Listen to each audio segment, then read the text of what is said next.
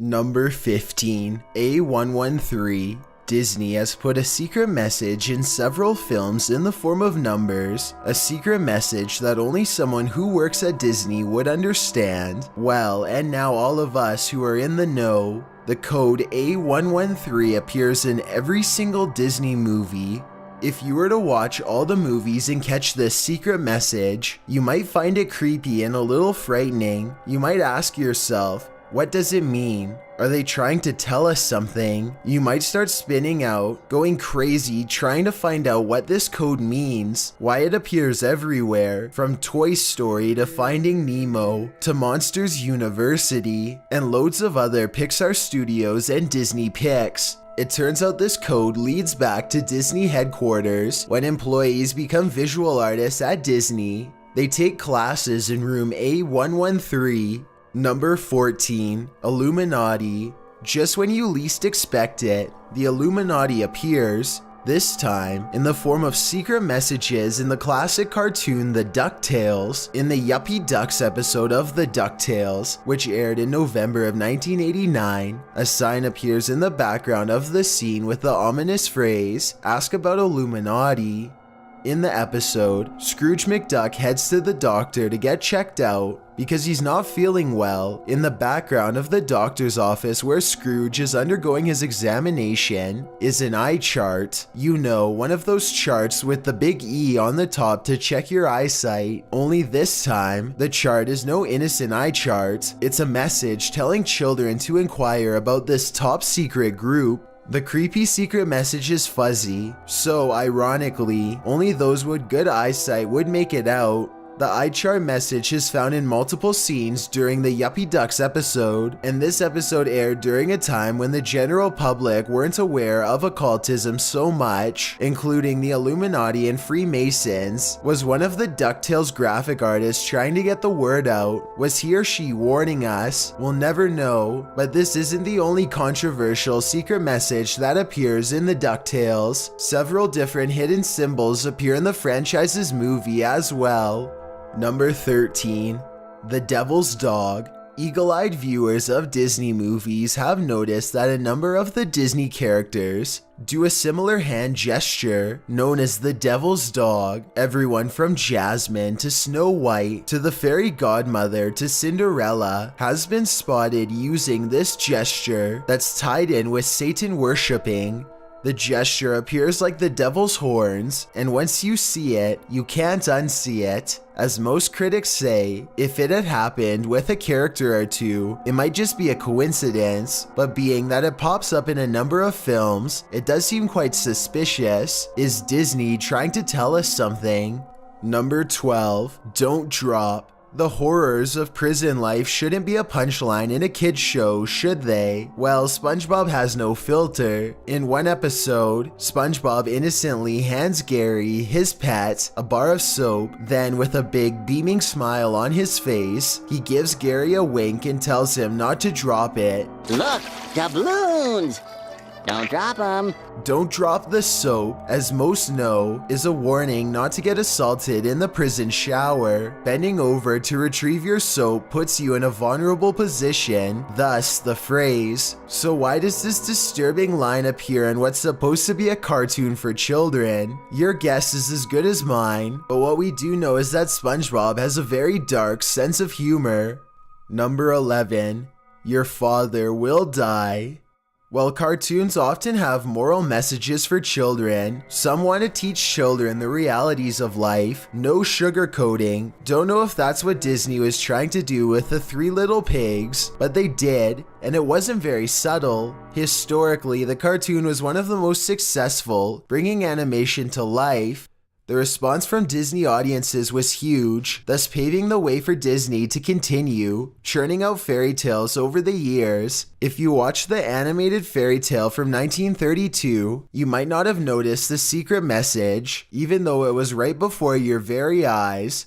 For this too, you must have a sixth sense of humor. The scene in question occurs when the three little pigs are trying to escape to the last house, the brick one, as the big bad wolf is after them. When the wolf is unable to huff and puff and blow their house down, The three pigs are undoubtedly grateful. They start singing and dancing, while one of the pigs starts playing a brick-laid piano. It's safe to say they're all thrilled that the wolf won't be able to eat them. Not all is joy and sunshine in this scene, however. For some reason, Disney animators decided it was best to bring everyone down with a detail in the framed picture behind the pigs. Why is it so creepy? Well, the picture is of the pig's father. At least that's what the caption says. Without that caption, you wouldn't be able to tell who the photo is, as it's just a string of 3 sausage links. Yep, that's right. The 3 little pigs' father was led to the slaughter, and Disney animators have memorialized him with this joke. Don't know about you, but if my dad was executed and eaten, I wouldn't be hanging a framed picture of his remains. If their secret message was, "Your father will die someday," then I have one word for you, Disney. Creepy. Just creepy. Number 10. The Care Bear Stare. Most of us remember the Care Bears as these super cute, cuddly, and colorful stuffed bears who admittedly had a thing for staring. Believe it or not, this 80s cartoon franchise originated in greeting cards. The show was as colorful and creepy cute as the cards were, with backdrops that looked like Candyland and villains that tried to light it up. Audiences of the Care Bears were often asked to participate in whatever was going on screen. A lot of future kids' TV shows, both cartoon and live action, took a page out of the Care Bear book. For instance, the guy from Blue's Clues asking his miniature friends to help him solve puzzles. But the Care Bears didn't need quite that much help. All they needed was the infinite, undying stare of children, along with happy thoughts. The Care Bears often asked their audience to beam their Care Bear stares at the TV screen. The Care Bear stare is such a powerful happy thought that surges from the mind to the eyes that it could resurrect the dead. It literally did that in the second feature-length film. While many occasions called for some stare injection of happy thoughts, like when villains needed to be taken down, for instance, on other occasions, the Care Bears were quite simply abusing their power. One example of this was when a woman wanted to close up shop early, and the Care Bears, for whatever reason, weren't on board with that. Well, guess what, Care Bears? We humans have free will for a reason, and taking over our brains with your love care stare just isn't right. In this way, Care Bears are like cult leaders. Their brainwashing tactics were a secret message to children that it's not okay to have normal human emotion, and their undying need for complete consensus, and Care Bear love is nothing short of Manson-esque. Number 9. September 11th. The Simpsons is known to have predicted a number of future events, from the election of Trump to the fateful events on September 11th, 2001. They have a bit of a sixth sense, if you will. But there was another cartoon that predicted the events on September 11th, and it's kind of a random one. Does anyone here remember Johnny Bravo?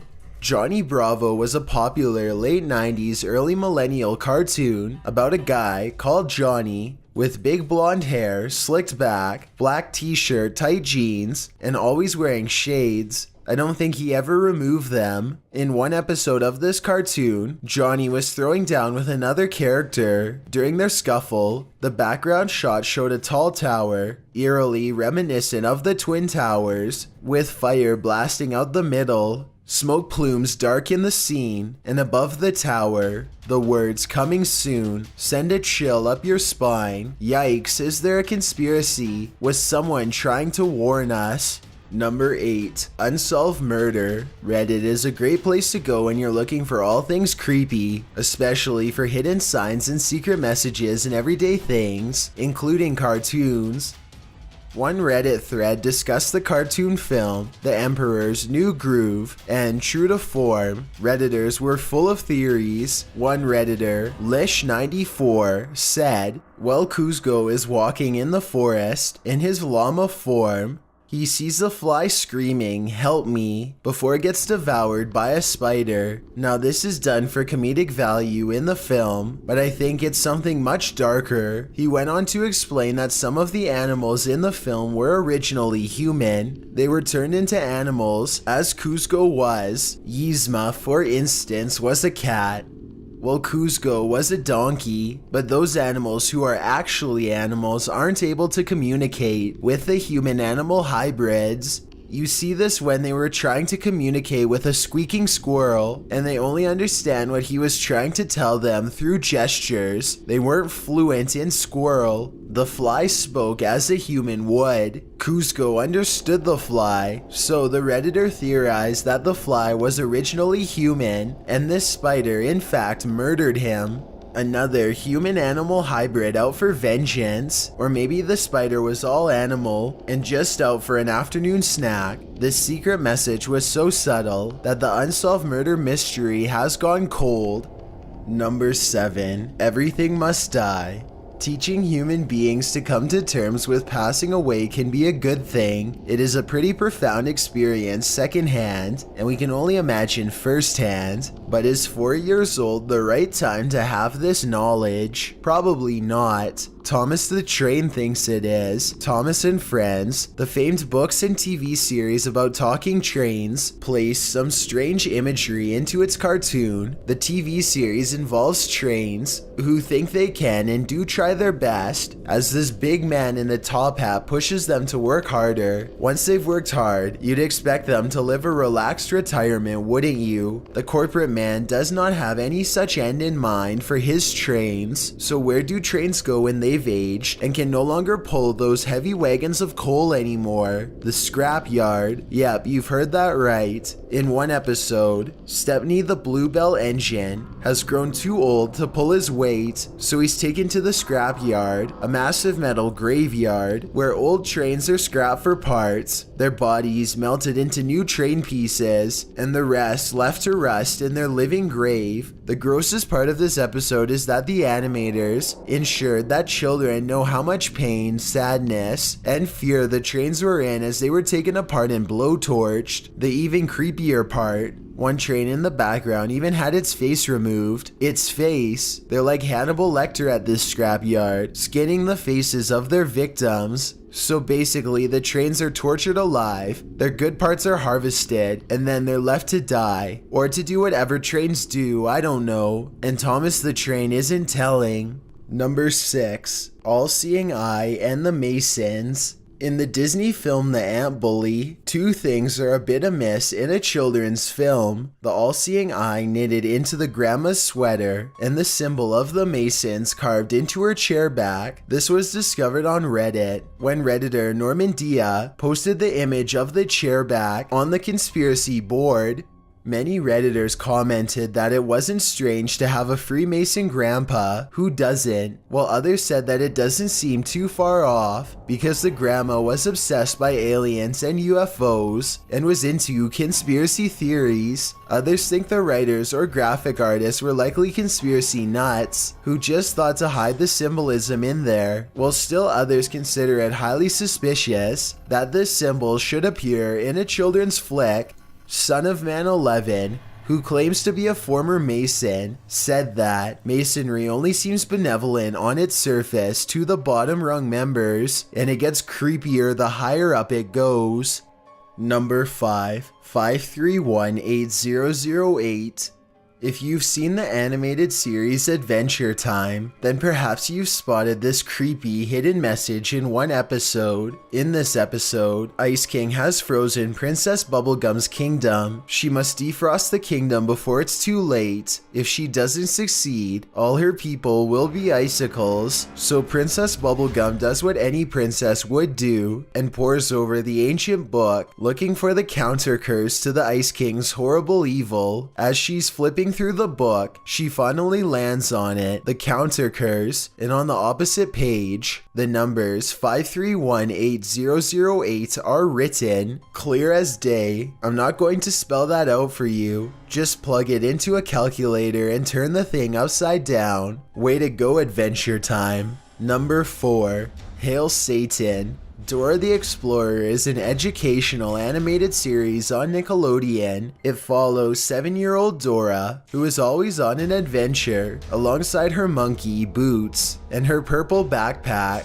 Dora seems like the most innocent of characters, big brown eyes and always with a smile on her face, always trying to solve puzzles or go on quests. But is she innocent? Or does this series have a deep dark secret? Some people say so. Specifically, those who reverse the Dora the Explorer theme song. Some insist that, played backwards, the song is sending the secret message, "Hail Satan." Of course, this is not the first time satanic messages have been discovered in songs when played backwards. A number of bands have been accused of hiding satanic messages in the reversal of their music, but very few children's shows have been accused of it. Dora's kind of on a blacklist all her own. Do you think there's a hidden message in this mumbo jumbo? Listen and judge for yourself. I'm on the fence with this one.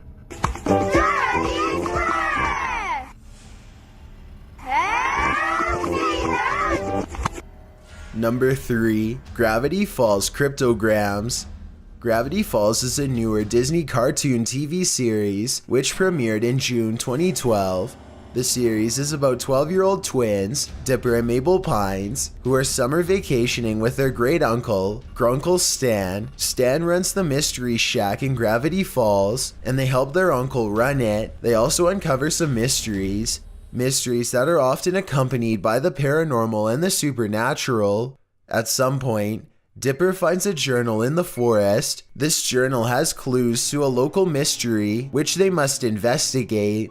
Their friends join in the unraveling of said mysteries. The best part about the show is that during the episode credits, a cryptogram appears. The viewers then can join in cracking the Gravity Falls code. Series of episodes use different cryptograms. Episodes 1 through 6, for instance, use the Caesar cipher, named after Julius Caesar, who applied it in his written communications. The Caesar cipher replaces letters with different letters, a fixed number of spots further along it in the alphabet. For example, it might shift left 4 letters, so that letter L of the secret message would become H in the ciphertext. Gravity Falls kicks it up a notch by using the @bash cipher in episodes 7 through 13. The cipher is a mono-alphabetic cipher in which the alphabet sequence is reversed, with the last letter becoming the first. For instance, A would be coded as Z, B would be coded as Y, and so on. In the next episodes, 14 through 19, Gravity Falls went a step further and used the A1Z26 cipher. This is a type of encoder and decoder, a substitution cipher, in which each alphabet letter is replaced by a number 1 through 26. So in this cipher, A equals 1, B equals 2, C equals 3, all the way to Z equals 26. They are separated by a symbol, like a dash or a space, so that 2 and 6 don't get confused for 26 and so on. Gravity Falls episode 20 used a combination of all 3 ciphers, and the keyed Visionaire cipher was used in episodes 21 through 40, also known as Quagmire the Third. This type of cipher uses an alternate tableau, with the message being encrypted and decrypted by an alphabet key. There's a passphrase involved, which is the code word that chooses columns in the tableau. The alphabet key places a random series of letters before the code letters, which makes the cipher hard to crack. The shorts of Gravity Falls, known as the Dipper's Guide to the Unexplained, also flash complex ciphers. They're hidden, so viewers must look out for them. A little more complicated than Little Ralphie's cipher in A Christmas Story, where he works weekly on cracking the code, only to be told to buy some Ovaltine. Some of the secret messages cracked in Gravity Falls are innocent enough, like the passcode in Season 2 Episode 1, which is caught in a jail cell, which decodes to "Welcome back." In another episode, the decoded message reads, "Mabel eats sprinkles." Another reads, "The portal, when completed, will open a gateway to infinite new worlds and herald a new era in mankind's understanding of the universe. Plus, it will probably get girls to start talking to me finally." But others are a little more sinister, a little too sinister for a children's show if you ask me. One decoded message at the end of an episode read, "The end of the world is closer than the end of the summer." Well, that's scary. Maybe it's time to build a bomb shelter. YouTuber LouTunes made some great videos on these cryptograms if you're looking to dive deeper. Number 2. What's in a name? The Lion King had plenty of secret messages hidden in its imagery and in its songs. Most of them were pretty naughty, as are a lot of hidden messages in Disney movies, but that's a whole other topic. One secret message in The Lion King has to do with the actual storyline though. The character names in the story were not just chosen at random. The original Lion King, Mufasa, took his name from the last of the Bagada kings. The name also translates to the word king in the Montezotto language. And his evil brother Scar wasn't really called Scar. This was his nickname due to, of course, the scar he had across his eye. But Scar's real name is Taka. Taka in Swahili means filth or dirt. Sounds about right when describing him. Scar's jealousy and anger led to him taking his own brother's life and trying to take his nephew's too in quite a horrible way. Stampeding seems like a pretty dirty, filthy thing to do to someone, but I suppose you could argue that Taka, aka Scar, became who he was because his parents named him thusly. If your parents named you Filth and your brother King, it's safe to say that might have done some serious psychological damage. That's not to say Scar was justified in turning into a homicidal dictator, but it's just something to think about.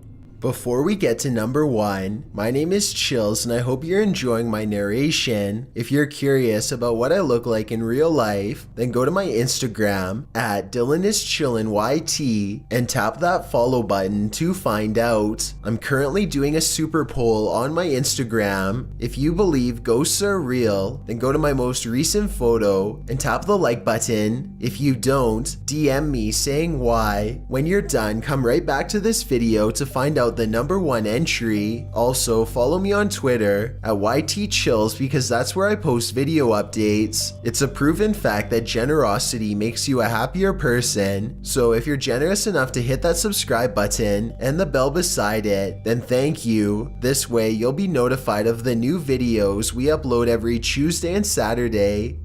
Number 1. Bikini Bottom. This SpongeBob SquarePants fan theory is the bomb, literally. Some fans think there is a secret message in the name of the show's main setting, Bikini Bottom, which has also been called Bikini Gulch and Bikini Bottomshire.